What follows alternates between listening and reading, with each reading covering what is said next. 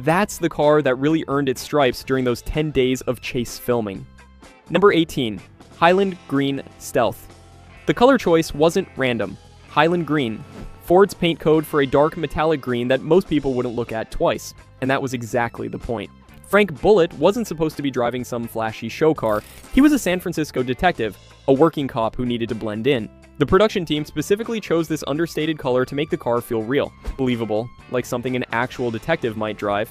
They even removed the GT badges from the grille to make it look more anonymous. Just another Mustang in a city full of them.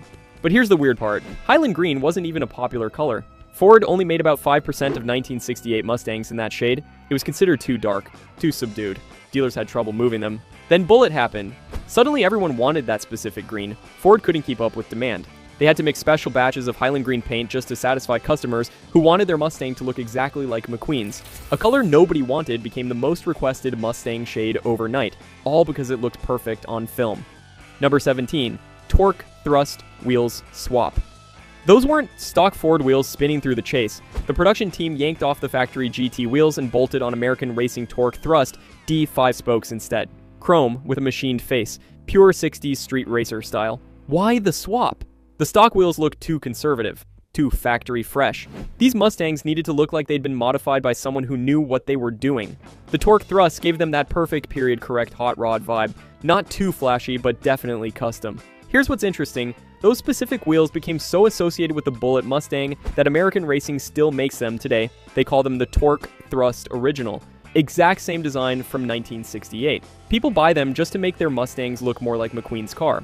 The wheels also served a practical purpose. They were stronger than the stock wheels. Important when you're launching a 3,400-pound car off San Francisco hills, the last thing you need is a wheel breaking during a stunt. These could take the punishment, and they looked incredible doing it. Number 16. Max Balchowski upgrades. Max Balchowski wasn't just some mechanic, this guy was a racing legend. Built cars that beat Ferraris and Jaguars with American V8s. When the Bullitt production team needed someone to make these Mustangs chase ready, they called Max, and he didn't mess around. First thing he did was reinforce the shock towers with heavy steel plating. Those massive jumps were going to tear the front suspension right out of the car otherwise. Then came racing. Springs. Coney adjustable shocks. Thicker sway bars front and rear. Camera mounts welded directly to the frame. The cars needed to handle like race cars but still look stock. Balchowski also tweaked the engines, headers, less restrictive exhaust. Careful tuning to keep them running strong take after take. Remember, these cars had to perform the same stunts dozens of times for different camera angles. Reliability was everything. The modifications were so well done that most viewers never noticed them. The cars just looked like regular Mustangs that happened to handle impossibly well. That was Balchowski's genius, making race car performance invisible to the camera. Number 15. Louder, meaner V8. The sound was everything. That growling 390 cubic inch FE engine needed to thunder through the chase without any dubbed sound effects. This was 1968, no digital audio sweetening. What you heard was what the car actually sounded like. So, they modified both engines to be louder and meaner. Custom exhaust headers replaced the stock manifolds. The mufflers were basically straight-through designs that barely muffled anything. When McQueen hammered the throttle, you felt it in your chest. The engines were also tuned for maximum response. Bigger carb jets, advanced timing, higher idle speed to prevent stalling during the constant stop-and-go filming. They needed instant power on demand. No hesitation, no bog, just immediate violent acceleration every single time. Here's something most people don't know. The production actually had to tone down the exhaust note in some scenes because it was drowning out the dialogue. The cars were that loud, but during the chase, full volume, no holding back. That sound became as iconic as the cars themselves. Even today, Mustang owners try to replicate that exact exhaust note. Number 14. Camera mounts underbody. Getting those incredible low-angle shots required some serious metal work. The crew literally welded steel tubes across the rocker panels to create mounting points for cameras. We're talking heavy-duty rectangular tubing strong enough to support 30-pound film cameras bouncing over rough pavement. These weren't temporary mounts either. They cut into the body structure and welded them permanently in place. The camera sat just inches off the ground, giving viewers that incredible sensation of speed. You could see the pavement blurring past. Feel every bump and jump. It put audiences right in the action. The mounting system was so robust it could handle the massive G-forces during the hill jumps. Cameras stayed locked in position even when the car was airborne. No shake, no wobble, just perfectly stable footage that made the chase feel visceral and real. They also mounted cameras to the front bumpers, the rear deck, even inside the engine bay. Each mount had to be precisely positioned and absolutely bulletproof. One loose camera during a stunt could have been catastrophic. These modifications permanently altered the cars, but the footage they captured changed cinema forever. Number 13. Trunk holes for cables. The trunk of both Mustangs looked like Swiss cheese by the time filming wrapped. The crew had drilled and cut multiple holes through the trunk floor to run thick electrical cables and control wires. These weren't small discrete openings either. We're talking 2-inch diameter holes for heavy-duty power cables that fed the cameras and lights. The cars basically became rolling film studios. Batteries in the trunk powered everything. Camera controllers sat in the back seat with monitors and switches. Miles of cables snaked through the car, connecting it all. They even installed a secondary electrical system separate from the car's normal wiring. Couldn't risk the filming equipment draining the battery and stalling the car mid-chase. The modifications were so extensive that water would pour into the trunk whenever it rained. The crew had to cover the cars with tarps between takes. After filming, these holes made the cars basically unusable in wet weather, but during production, nobody cared about long-term damage. They needed those cables routed, and drilling through the trunk was the fastest solution. Form followed function, and function meant getting the shot no matter what. Number 12. Backup lights deleted. Small details made the difference. The production team removed the reverse lights from both cars. Why? They wanted the rear end to look as clean and simple as possible. No unnecessary chrome. No extra badges, just pure, stripped-down muscle. The GT emblems came off too. Even the small Mustang horse emblems got yanked in some spots. They wanted these cars to look like they'd been modified by someone who cared more about performance than appearance. Like a real street racer had gotten their hands on them and deleted everything non-essential. It also helped with continuity. With 2 cars playing one role, the fewer identifying features, the better. Removing trim pieces made it harder for viewers to spot the switch between the hero and stunt cars. The simplified look became part of the car's character. This wasn't some pristine showroom Mustang. This was a working tool, a detective's daily driver that just happened to be incredibly fast. The missing badges and lights told that story without saying a word. Less really was more. The cleaner rear end made the car look meaner, more purposeful. Number 11. JJZ 109 plate legend.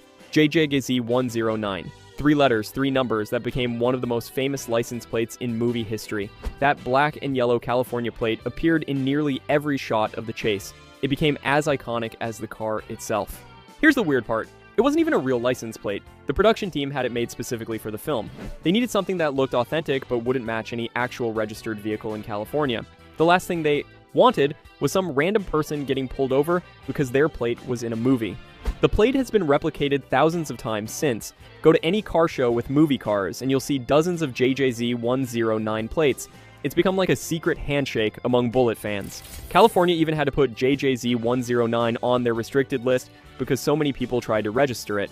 The original prop plates from the film are now worth serious money. One sold at auction for over $30,000. Just a piece of stamped metal with some paint. But it represents something bigger. That perfect combination of car and film that created an icon. Number 10. Bud Ekins took the jumps. McQueen did a lot of his own driving. That's actually him working the wheel through most of the chase. But when it came to the big jumps, that was Bud Ekins. Stunt riding legend. The guy who jumped the fence in The Great Escape. McQueen trusted him completely. And for good reason. Ekins could make a car do things that seemed impossible. Those massive launches down Taylor Street where the Mustang goes completely airborne. That's Ekins. He'd build up speed, hit the crest of the hill at exactly the right angle, and send 3,400 pounds of Detroit iron flying through the air. The landings were brutal. Even with the reinforced suspension, the impact was tremendous. Ekins later said his back took such a beating that he could barely walk after some takes. But he kept going. Take after take. Jump after jump. The production needed multiple angles of each stunt, so Ekins would launch that Mustang over and over until they got it perfect. McQueen might have been the star, but Ekins was the one taking the real risks, making it look easy when it was anything but. Number 9. Daily Driver Aftermath. Here's where things get really weird. After filming wrapped, the hero car didn't go to a museum or get preserved as a piece of Hollywood history. It got sold to a Warner Brothers employee who used it as his daily driver. Then it got sold again to a guy in New Jersey named Robert Kiernan, and he used it as the family car. We're talking grocery runs, school drop-offs, road trips. This legendary movie car was just living a normal life on the East Coast. The Kiernans knew what they had, but they didn't baby it. The car developed a clutch problem, so they parked it in their garage in 1980, and there it sat for decades, hidden away, accumulating dust and spider webs while the world wondered what happened to the Bullitt Mustang. The family turned down multiple offers to sell it. They just wanted to keep it. This piece of cinema history was sitting in a regular garage in Tennessee, unknown to the world. It wasn't until 2018 that they finally revealed the car still existed. 40 years of mystery solved. Number 8. McQueen tried to buy it. Steve McQueen never forgot about that Highland Green Mustang. In 1977, he tracked down Robert Kiernan and wrote him a letter. McQueen wanted his car back, he offered to buy it, said he'd give Kiernan a good price, even suggested they could work out a trade. Kiernan said no, politely but firmly declined. Can you imagine turning down Steve McQueen? But Kiernan wasn't interested in selling. Not to McQueen. Not to anybody. McQueen apparently tried again through intermediaries. Still no dice. The car meant something to the Kiernan family that money couldn't touch. It's kind of poetic when you think about it. McQueen was the king of cool. Could have anything he wanted except the one car that helped make him a legend. He never got to own the Bullitt Mustang again. He died in 1980, and the car remained hidden in that Tennessee garage. The rejection letter from Kiernan is now part of the car's history. Proof that even Steve McQueen couldn't always get what he wanted. Number 7. Long-lost stunt shell. The stunt car, number 558, just vanished after filming. Everyone assumed it was scrapped. Too damaged from all those jumps to be worth saving. For decades, Mustang hunters searched junkyards and barns looking for it. Nothing. The car had seemingly disappeared off the face of the earth. Then, in 2017, nearly 50 years after Bullitt, it surfaced in Mexico. A car restorer in Baja California had it. Had been sitting there for years. Nobody knew what it was. The car was rough. Really rough. White paint over the Highland Green. Lots of non-original parts. Evidence of serious structural damage that had been crudely repaired, but the VIN number checked out. This was it, the jumper car. The one that took all the punishment. How it got to Mexico remains a mystery. The ownership trail goes cold after the movie. Someone drove it down there and abandoned it, or sold it cheap. The car that helped create one of cinema's greatest chase scenes ended up rusting in a Mexican salvage yard. It's been authenticated now, under restoration. Another piece of the Bullitt puzzle found after half a century. Number 6. Historic registry status. In 2020, something unprecedented happened. The Hero Bullitt Mustang became the 21st vehicle added to the National Historic Vehicle Register. This isn't some casual honor. This is the Library of Congress officially recognizing a car as nationally significant to American heritage. It sits alongside Rosa Parks' bus and the oldest surviving American automobile. Think about that. A movie prop Mustang is now considered as historically important as vehicles that changed the course of civil rights. They did a complete documentation. 3D laser scanning, detailed photography of every component, all archived permanently in the library.